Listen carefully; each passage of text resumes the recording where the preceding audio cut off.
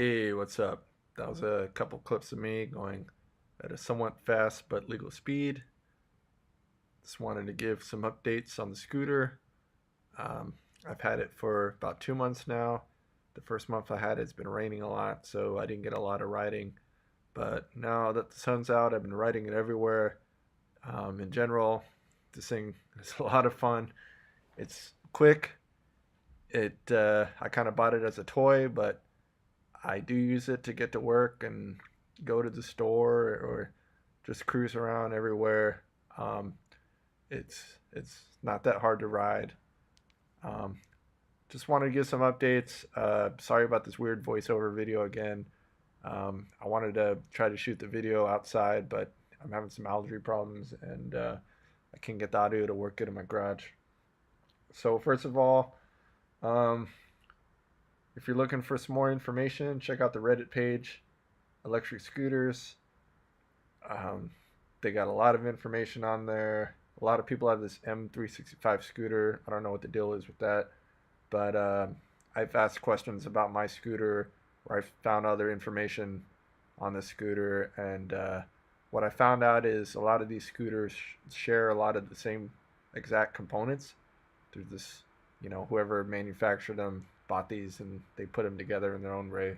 So you'll see like the controller for this scooter is used on a lot of different scooters, and maybe some of the other parts are shared among scooter companies.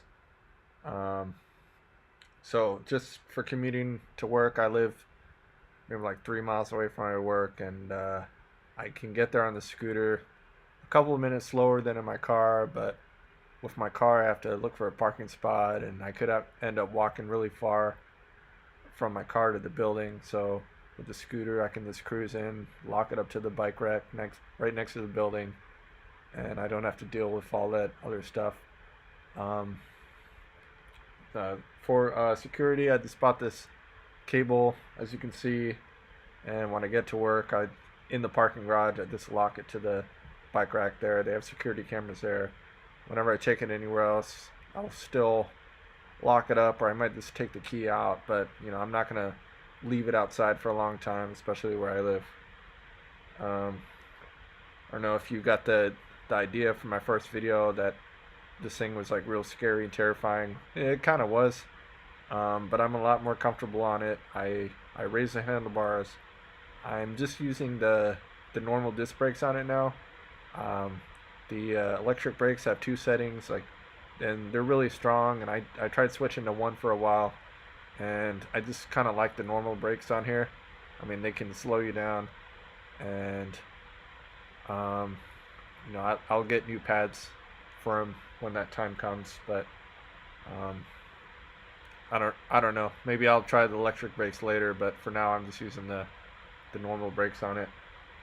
Um, Thanks for people for pointing out the what that number is. It's a voltage number. I think mine tops out at like 59 volts, and then the low number is probably 47, 48. When you run out of battery, the thing just shuts off and you're stranded. Like, I ran out of battery and I had to call an Uber to come take me the rest of the way home. And but it was the first time the battery died on me, so I had no idea what's going on. I thought the thing could have died or something, but when I took it home and plugged it in, I figured out. The battery indicator on the control thing isn't that reliable. So thanks also to people for pointing that out. Um, what else?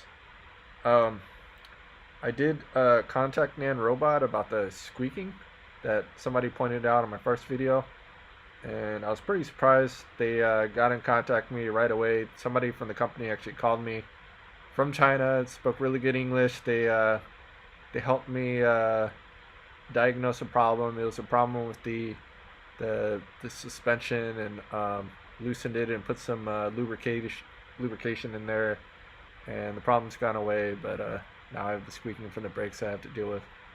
Um, those aren't related. I'm just saying I fix the other squeaking problem, and then by relying on the disc brakes, now I have like a kind of brake squeaking problem. Um, so anyways, I also told them about my fender being cracked, and they sent me a brand new one right away. It was there in less than a week. They hooked me up some grip tape, even though I don't think it was completely necessary. It looks a little bit nicer, but I mean, they hooked me up some grip tape, so just want to say that these guys do have good customer service, and if there's any issue, they will help you out to the best of their ability. Um, what else? Charging time. I'm gonna guess about like 4 to 6 hours. If somebody has a scooter, they can chime in and correct me on that if I'm wrong. And the range of this thing, I